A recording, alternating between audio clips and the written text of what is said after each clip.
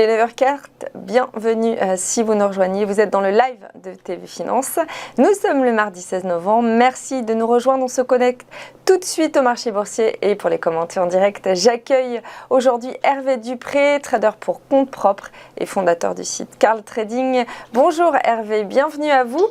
Merci d'être avec nous pour nous raconter ce début de séance en direct. Alors on passe par des nouveaux plus hauts historiques. Il semblerait que la reprise de l'inflation ou les doutes sur la croissance n'aient pas d'impact sur les marchés actions.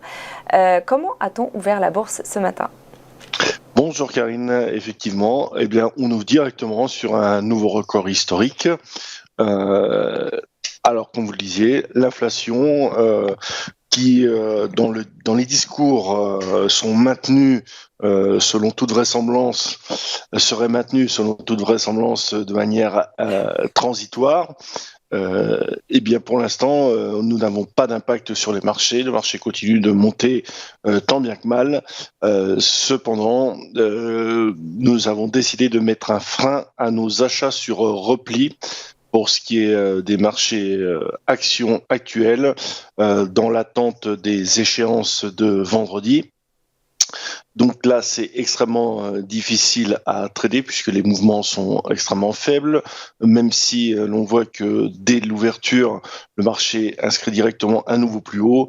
Il me semble délicat de continuer à acheter les replis.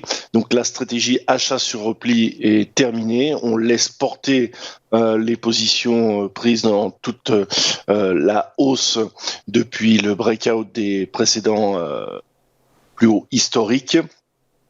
Et maintenant, l'idée est d'attendre un mouvement de marché, comme je le disais la semaine dernière. Donc, nous avons eu un petit range 7020, 7080 qui a été cassé par le haut, qui est encore en poursuite aujourd'hui à 7150. Le marché est en euphorie.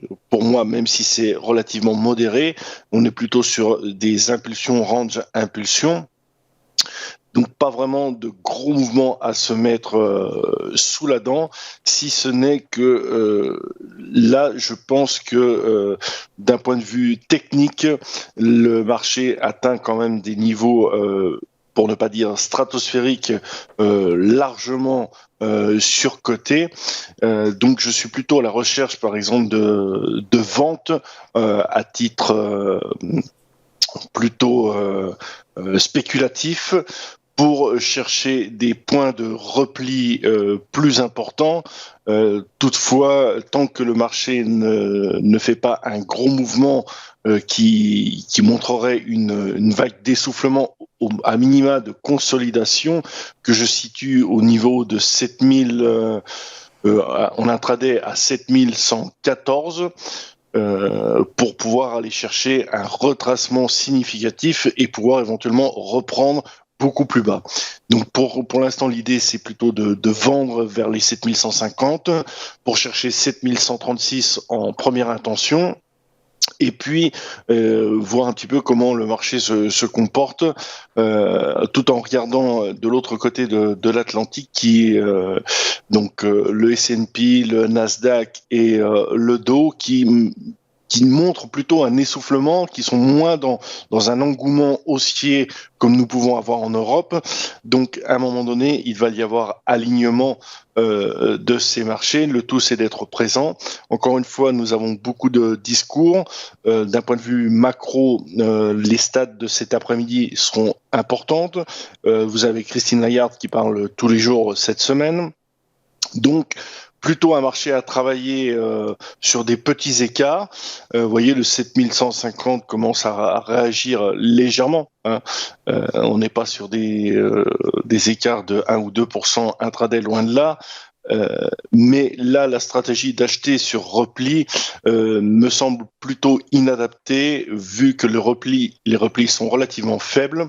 Donc, on essaye plutôt de chercher à vendre un petit peu ce marché, tout en ayant la perspective de l'échéance de fin de semaine qui devra amener du mouvement significatif.